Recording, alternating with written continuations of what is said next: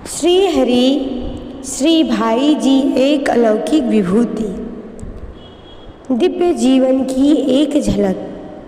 हमारा सौभाग्य है कि हमारी वसुंधरा कभी संतों से विरहित नहीं रही। संतों की चेष्टाएं साधन काल में भी एवं सिद्धावस्था में भी विभिन्न प्रकार की होती है, पर होती है सभी जगत के कल्याण के लिए। हम अपनी रजतमाच्छादित मन बुद्धि के द्वारा संतों को पहचान नहीं सकते।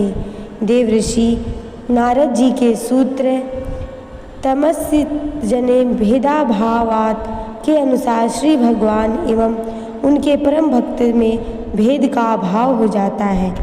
ऐसी स्थिति में संतों की तुलना करने की चेष्टा करना महान मूर्खता है। मेरे जैसे व्यक्ति के लिए संत को पहचानना ही संभव नहीं है, तब कोई तुलना करने की कल्पना भी मन में नहीं है। सभी ज्ञात अज्ञात संतों के चरणों में सभिक्त साष्टांग प्रणाम करके अपने मन की बात लिख रहा हूँ।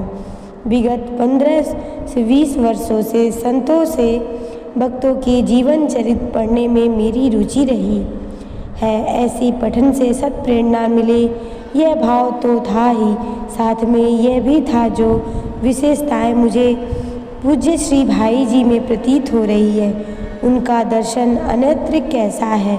यद्यपि मेरा अध्ययन बहुत व्यापक नहीं है, इस कारण मैं कोई दावा नहीं कर सकता, पर 3 बातें मुझे भाई जी में बहुत विशेष लगी। संत चाहे अवेदोपासक हो या भेदोपासक, मोटे रूप में हम ब्रह्म में स्थिति होने या साकार विग्रह के साक्षात दर्शन होने पर ही सिद्ध संत कहते हैं। दोनों स्थिति ही स्वसंवेद्य है, अतः किसी को पता लगना कठिन ही होता है। सत्य का दर्शन तभी संभव है जब या तो स्वयं संत कृपा करके संकेत कर दे या भगवान कोई ऐसी प्रकटीकरण की लीला प्रस्तुत कर दे। पहली बात, पूज्य भाई जी को विष्णु भगवान के साक्षात प्रथम दर्शन हुए अश्विन कृष्ण 6 शुक्रवार विश्वम सन 1984, 16 सितंबर सन 1927 को जसीडीह में मारवाड़ी आरोग्य भवन के समीप की पहाड़ी पर महेंद्र सरकार की कोठी के पूर्व दक्षिण भाग में सीताफल के वृक्ष के समीप 15 महानुभावों की उपस्थिति में। इसका विस्तृत वर्णन कई पुस्तकों में प्रकाशित हो चुका है। अब यदि कोई पूज्य श्री सेठ जी एवं भाई जी के कथन को असत्य माने या उनमें दंभ के अंश की जरा भी कल्पना करे, उनको तो न कुछ कहने की आवश्यकता है, न मेरे लिखने को पढ़ने की ही। उपस्थिति लोगों में से 2-3 महानुभावों से मैंने स्वयं जिज्ञासा की एवं उनसे पूर्ण संतोषजनक उत्तर मिला। कुछ वर्षों पूर्व तक ये व्यक्ति जीवित थे। घटना का पूर्ण विस्तृत वर्णन गीता प्रेस के प्रतिष्ठित प्रकाशक श्री घनश्याम दास जी जालान द्वारा मारवाड़ी भाषा में लिखित एवं स्वयं भाई जी द्वारा संशोधित अभी भी पूज्य पिताजी श्री गंभीर चंद जी के संग्रह में सुरक्षित है। यह एक अध्यात्म जगत की अनोखी घटना है जिसने स्वयं भाई जी को विस्मय में डाल दिया। दूसरी ऐसी ही घटना फिर 3 दिन बाद 19 सितंबर 1927 को उसी स्थान पर घटित हुई। जब भाई जी स्वयं समाधान न कर पाए तो श्री सेठ जी से पूछा कि जो कार्य एकांत में होता है वह इतने लोगों के समक्ष क्यों हुए। श्री सेठ जी ने यही उत्तर दिया कि इससे जगत को लाभ ही होगा, यह काम समझकर ही हुआ है। जिसके द्वारा भगवत भक्ति के प्रचार की अधिक संभावना होती है उसी को भगवान इस प्रकार दर्शन देते हैं। इसके बाद गोरखपुर आने पर 4 बार साक्षात दर्शन एवं वार्तालाप हुआ, जिसका वर्णन भाई जी की डायरी एवं श्री सेठ जी को लिखे पत्र में मिला। आगे चलकर उनका श्री राधा कृष्ण की लीलाओं में प्रवेश हो गया, जिसके लिए उन्होंने लिखा, मन में सत सत विचित्र लीलाएं एवं श्री राधा कृष्ण की रूप माधुरी देखी, समझी और किसी किसी लीला में सम्मिलित होने का सौभाग्य प्राप्त किया। अधिक विस्तार यहाँ न करके केवल इतना ही इंगित करना है कि जितने भी साकारोपासक सिद्ध संत हुए उनको इष्ट के साक्षात दर्शन हुए ही हैं। विभिन्न काल में अनेक स्मरणीय वंदनीय संतों का प्रादुर्भाव हुआ है और उनका उल्लेखनीय चरित्र साहित्य विपुल और विशद है। अधिकांश संतों के जीवन चरित्र प्रायः श्रद्धालु विद्वानों द्वारा ही लिखे गए हैं। यह कहा जाता है कि श्रद्धातिरेक में लेखनों के ऐसे वर्णन कुछ बढ़ा चढ़ाकर लिखे हैं। इस बात को आंशिक स्वीकार भी करें, तब भी उस विस्तृत वर्णन में इतना ही प्रामाणिक विशद वर्णन मुझे नहीं मिला। दूसरी बात है कि देवर्षि नारद और महर्षि अंगिरा के मिलन की। नारद भक्ति सूत्रों की एक वृहद व्याख्या भाई जी ने सिमलापाल में अपने नज़रबंदी की अवधि में लिखी थी। यही व्याख्या कुछ परिवर्धन के साथ सन 1935 में गीता प्रेस से प्रेम दर्शन के नाम से प्रकाशित हुई। संभवतः इस व्याख्या से प्रसन्न होकर या अन्य निमित्त से सन 1936 में देवर्षि नारद ने महर्षि अंगिरा के साथ गीता वाटिका में पधारकर भाई जी को दर्शन दिए एवं लंबी वार्ता की। इसका विस्तृत वर्णन पिताजी की संग्रहित सामग्री में उपलब्ध ही है। यह स्वयं भाई जी का बताया हुआ है। फिर भी मैं खोजने लगा कि कहीं भाई जी के हाथ से स्वीकृति लिखी हुई मिल जाए। श्री राम निवास जी पोद्दार कलकत्ता के पत्र में भाई जी ने लिखा, यहाँ जब अखंड हरि कीर्तन हुआ था उस समय देवर्षि नारद तथा अंगिरा जी के दर्शन हुए थे। बड़े सुंदर, बड़े ही लाभप्रद। उन्होंने कुछ बड़ी उत्साहप्रद बातें बताई थी। यह सत्य है। शास्त्रों के जानकार, विश्वास रखने वाले सभी जानते हैं कि श्री नारद जी एवं श्री अंगिरा जी ब्रह्मा जी के पुत्र थे एवं सतयुग, त्रेता, द्वापर तीनों युगों में अनेक भक्तों के दर्शन, प्रेरणा, उपदेश दिए थे। कलयुग के लगभग 5000 वर्ष बीत चुके हैं। इस अवधि में जितने संतों का जीवन निवृत्त इतिहास के पन्नों में उपलब्ध है, उन विद्वान लेखकों ने जब छोटी छोटी घटनाओं का विशद वर्णन किया है तो नारद जी के दर्शनों की बात भी अवश्य लिखी होती। मुझे जब कहीं नहीं मिली तो मैंने अपने अध्ययनशील मित्रों से, परिचित संत विद्वानों से जानकारी प्राप्त करने की चेष्टा की, पर किसी ने ऐसी वर्णन जानकारी नहीं दी। यदि शंकराचार्य जी की जीवनी में मैंने पढ़ा था कि उत्तर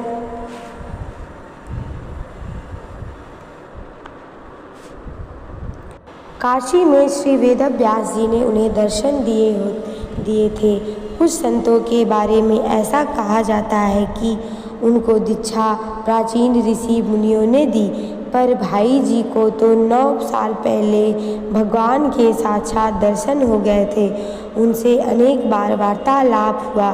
भगवान के प्रत्यक्ष आदेश से काम भी करने लगे थे। ऐसी स्थिति में श्री भाई जी को साधन बताने श्री नारद जी आवे। इसका स्वारस्य समझे में नहीं आता। वे यह भी कह गए कि जब याद करोगे हम आ जाएंगे। दोनों में क्या बातें हुई इसका विस्तृत प्रमाणिक वर्णन प्राप्त नहीं है, पर भाई जी दिव्य संत मंडल में सम्मिलित कर लिए गए थे। इससे कुछ अनुमान लगाया जा सकता है। तीसरी विशेष बात भाई जी के जीवन के अंतिम 10-12 वर्षों में विशेष रूप से देखने को मिली। यद्यपि भाई जी का लीलाओं में प्रवेश सन 1940 से पूर्व हो गया था, पर उन्होंने 20 वर्षों तक लोगों से छिपाए रखा। उसके बाद उनका पूरा प्रयास छिपाने का ही रहा, पर श्री कृष्ण को यह मंजूर नहीं था। बड़ी विचित्र स्थिति थी। वस्तुतः नितांत कल्पनातीत वे चाहते थे वृत्तियाँ जागतिक धरातल पर रहें एवं कल्याण के संपादन एवं अन्य सेवा कार्य सुचारू रूप से चलते रहे। ऐसा सतत प्रयास करने पर भी बलात् वृत्तियाँ लीला में विलीन हो जाती थीं। यह एक अद्भुत व्यवस्था थी। अचानक शरीर सर्वथा निश्चेष्ट निस्पंदन हो जाता। आँखें खुली हैं पर दिखाई नहीं देता। कलम हाथ में है तो नीचे भी नहीं रखी गई। मात्र श्वास प्रश्वास के अतिरिक्त कोई क्रिया नहीं। यह स्थिति घंटों घंटों तक रहती थी। इसी को भाव समाधि विद्वानों ने कहना आरंभ कर दिया। लीलाओं के दर्शन, लीलाओं में प्रवेश कई ब्रज भाव के संतों के जीवन में पढ़ने को मिला। योगियों की जीवन में कई दिनों महीनों का ही नहीं वर्षों की समाधि के विवरण भी पढ़ने को मिले। कई भक्त के ऐसे प्रसंग भी पढ़ने को मिले कि साक्षात भगवान के प्रकट होने पर उन्होंने सेवा अथवा भजन छोड़ने से मना कर दिया, पर वृत्तियों को संघर्ष पूर्वक जगत में लगाने की पूरी चेष्टा करने पर भी, बलात् न चाहने पर भी लीला सिंधु में निमग्न हो जाना और 15-20 घंटों तक भाव समाधि में रहने का विवरण मेरे कहीं भी पढ़ने सुनने में नहीं आया। यद्यपि प्राप्त वितरण के अनुसार अन्य कार्य करते हुए भी भाई जी का मन लीला राज्य में ही विहरण करता था, पर तल्लीनता घनीभूत न होने से दोनों कार्य सुचारू रूप से चलते रहते थे। भाई जी के शब्दों में अकस्मात ऐसा हो जाता है कि इंद्रियों की, मन की सारी क्रियाएं बंद हो जाती हैं। जगत का सर्वथा लोप हो जाता है। केवल प्राण चलते हैं। आंखें खुली हो तो भी दिखता नहीं। इसे समाधि कहिए या और कुछ। कभी कभी तो वृत्तियों को बलात्कार से संसार से लगाने की चेष्टा करने पर भी अकस्मात ऐसा हो जाता है। पहले यह स्थिति कई दिनों बाद हुआ करती थी, अब तो बहुत जल्दी जल्दी हो जाती है। यह कोई ध्यान या समाधि नहीं जिसका अभ्यास से संबंध हो, न किसी क्रिया का ही फल है। यह तो उनकी अपनी लीला का एक विलक्षण स्फूर्ति या उनकी लीला है जो अत्यंत दुर्लभ है। यही वास्तव में ठीक ठीक स्वरूप का साक्षात्कार होता है। यहाँ विस्तार नहीं करना है।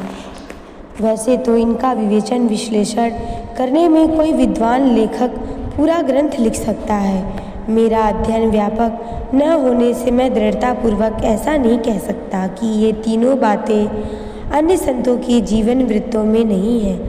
कोई यदि बताने की कृपा करेंगे तो मैं अपनी भूल सुधाकर भी लूँगा, पर पूज्य राधा बाबा स्वामी श्री चक्रधर जी महाराज ने लिखा है, आज तक इस परमार्थिक स्थिति का वर्णन मैंने किसी भी शास्त्र में नहीं पढ़ा और चैतन्य महाप्रभु के सिवा किसी भी भक्त के जीवन में इस स्थिति का संकेत प्राप्त नहीं होता। पूज्य बाबा उद्भट विद्वान थे एवं शास्त्रों का अध्ययन उनका अति गहन था, यह सर्वविदित है। अब एक दृष्टि उनके बहिरंग जीवन पर डालें। शरीर छोड़ने के कुछ समय पूर्व उन्होंने अपने वसीयतनामों में संकेत किया कि उनके द्वारा कुछ विशेष कार्य कराने की योजना प्रभु की थी। इस विशेष कार्य की कल्पना करना मेरे लिए संभव नहीं है, न उन्होंने कहीं संकेत दिया। एक ऐतिहासिक कार्य तो उन्होंने किया कि हमारे विशाल आध्यात्मिक संस्कृत साहित्य को हिंदी में उपलब्ध कराया। हमारे संस्कृत ग्रंथ लुप्त होते जा रहे थे और जनसाधारण के लिए उनका कोई उपयोग संभव नहीं था। उन्होंने पुराणों, उपनिषदों, महाभारत, वाल्मीकि रामायण आचार्यों द्वारा लिखे विभिन्न भाष्य लाखों की संख्या में प्रकाशित करके केवल देश के कोने कोने में ही नहीं बल्कि विश्व के कोने कोने में पहुंचा दिया। जो ग्रंथ देखने को नहीं मिलते थे वे पढ़ने को मिल गए। अब उन बहुमूल्य ग्रंथों की होली जलाकर आताताइयों के अत्याचारों से उनके नष्ट होने की आशंका का सदा सदा के लिए समाप्त हो गई। पूरे भारत को भी कोई परमाणु बम से नष्ट कर दे, तब भी हमारे ग्रंथ इस पृथ्वी के प्रलय काल तक सुरक्षित रहेंगे, क्योंकि वे विश्व के कोने कोने में पहुंच चुके हैं। केवल हिंदी संस्कृत में ही नहीं, अंग्रेजी भी, उनके समकालीन संत महात्मा, विभिन्न संप्रदायों के आचार्य, विभिन्न पार्टियों के राजनैतिक नेता, विभिन्न विद्वान, साहित्यकार, उद्योगपति, समाजसेवी, ईसाई, मुसलमान उन्हें कितने आदर एवं श्रद्धा से देखते थे, इसकी जानकारी भाई जी पावन स्मरण ग्रंथों को देखने से मिल सकती है। दूसरा, उन्होंने स्वयं विशाल मौलिक साहित्य सृजन करके हिंदी साहित्य की जो अभिवृद्धि की एवं ठोस आध्यात्मिक सामग्री प्रदान की, वह अतुलनीय है। गोस्वामी तुलसीदास जी के ग्रंथ को घर घर पहुंचाने का श्रेय भाई जी का ही है। पूरे शुद्ध रामचरितमानस को 50 पैसे में उपलब्ध कराना भाई जी का एक अनोखी देन है, जो कार्य एवं कई संस्थाएं मिलकर नहीं कर सकती, वह अकेले व्यक्ति ने कर दिखाया। कल्याण के विशेषांकों की गरिमा अलग ही है, जो अपने विषय के विशेष कोश कहे जाते हैं। कितने व्यक्ति उनकी प्रेरणा से साधन मार्ग में अग्रसर हुए, इसकी गणना संभव नहीं है। आर्थिक सेवा सहायता करना तो उनका सहज स्वभाव था। सेवा होती थी इतनी गुप्त कि उनके परिवार के सदस्य या निकट स्थित व्यक्ति भी नहीं जान पाते थे। उनके पास से कभी किसी को निराश लौटते नहीं देखा गया। ऐसी सेवाओं में कितने करोड़ रुपए व्यय हुए, इसका कोई अनुमान नहीं लगा सकता। कितनी कर्मठता थी उनमें, इसका भी अनुमान करना कठिन है। प्रातः 4 बजे से रात्रि के 12 बजे तक वे प्रायः कार्य में व्यस्त रहते थे। विशेषांक प्रकाशन के समय 2 बजे तक भी काम करते देखा गया। भोजन करते समय भी एक हाथ से डाक पढ़ते रहते। अब एक दृष्टि डालें उनके संपर्क आए हुए महानुभावों पर।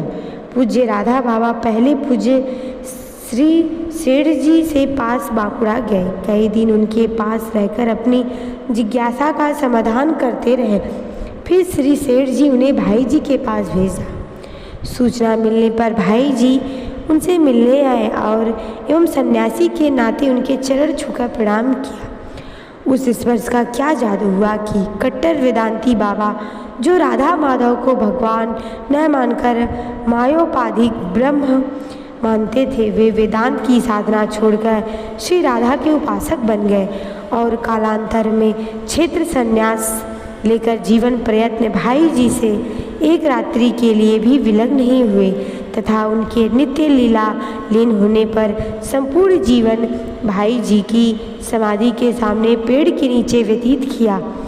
पात्र होने पर एक स्पर्श का क्या चमत्कार होता है, इसका प्रत्यक्ष प्रमाण भाई जी के नीचे कार्य कराने वालों में से पंडित शांतनु बिहारी जी द्विवेदी श्री अखंडानंद जी के नाम से प्रख्यात भारत के एक प्रमुख विद्वान महात्मा हुए। श्री नंद दुलारे वाजपेयी कल्याण से जाकर उज्जैन विश्वविद्यालय के कुलपति हुए। श्री मुनीलाल जी पर्वती जीवन में श्री सनातन देव जी के नाम से आदर्श सन्यासी बने। इतना निष्प्रिय जीवन बिताया कि न कहीं आश्रम बनाया न किसी को शिष्य। पंडित भुवनेश्वर नाथ जी मिश्र माधव कल्याण से निकलकर गया कॉलेज के प्रिंसिपल बन गए। कल्याण के संपादकीय विभाग से श्री राजबली पांडेय जबलपुर विश्वविद्यालय के उप कुलपति बने। पंडित रामनारायण दत्त जी शास्त्री काशी के संस्कृत महाविद्यालय के वरिष्ठ आचार्य बने। श्री चंद्रपजी त्रिपाठी पांडुचेरी के श्री अरविंद आश्रम के मान्य सदस्य बने। पंडित देवधर शर्मा को जुगल किशोर जी बिरला ने आग्रहपूर्वक भाई जी से मांगकर श्री कृष्ण जन्म स्थान मथुरा एवं स्वर्गाश्रम ट्रस्ट श्री ऋषिकेश का संचालक बनाया। श्री गौरी शंकर जी द्विवेदी ने आदर्श सदाचार का जीवन बिताया। पंडित चिन्मय लाल जी गोस्वामी को तो पुरी के शंकराचार्य श्री भारती कृष्ण जी तीर्थ अपना उत्तराधिकारी बनाना चाहते थे, पर पूज्य श्री गोस्वामी जी ने भाई जी के संग को छोड़कर जाने से सर्वथा इनकार कर दिया। कहाँ तक लिखा जाए, बंगाल के सुप्रसिद्ध महात्मा श्री सीताराम दास ओमकार नाथ जी ने तो यहाँ तक लिख दिया कि श्री पोद्दार बाबा के शरीर के आश्रय से हमारे प्रभु ने जो अपूर्व शास्त्र प्रचार एवं धर्म प्रचार की लीला की है वह न कभी हुई और न होगी। सचमुच हमारी भावी पीढ़ियों को यह विश्वास करने में कठिनता होगी कि 20वीं सदी के आस्थाहीन युग में जो कार्य कई संस्थाएं मिलकर नहीं कर सकती वह कल्याण कल्पनातीत कार्य एवं भाई जी कैसे संभव हुआ। दूसरे वेद व्यास की भांति शास्त्रों में धर्म प्रचार का कार्य हमारे पूर्ववर्ती आचार्यों से भी बढ़कर कहा जा सकता है, और साथ ही आचार विचारों का सुनियंत्रित करने का कार्य जिसकी तुलना मनु याज्ञवल्क्य आदि स्मृतियों करों से कही जा सकती है। भक्ति काव्य की सरस रचना का जो कार्य सूरदास तुलसीदास जैसे भक्त कवियों द्वारा हुआ एवं साथ ही लीला सिंधु में निरंतर निमग्न रहने का आदर्श की जो प्रतिष्ठा श्री चैतन्य महाप्रभु जैसे संतों द्वारा हुई, इन सब का अद्भुत एकीकरण श्री भाई जी के विशाल व्यक्तित्व में स्पष्ट प्रकट है। जय जय श्री राधे।